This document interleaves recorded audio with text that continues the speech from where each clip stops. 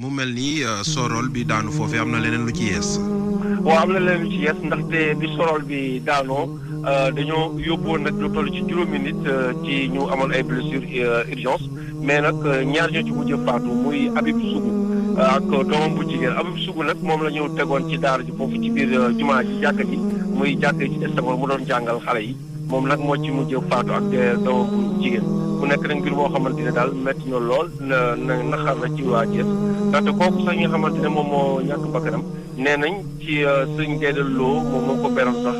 maanaam yóbbu ko foofu mu doon jàngal ndongo yi gis nga tey ji xam naa ne ak taw bi am Thiès xañ na ko ak ñu bëri daal nee nañ sorol bi xañ na liggéey bi moo demee noonu moo def ndax problème mu maçon yi nga xam ne ñoo ko yoroon xañ na ñoom ñoo def liggéey boo xamante ne maanaam baaxul ba tax na sorol boobu daanu seen kaw juróom la ñu woon daal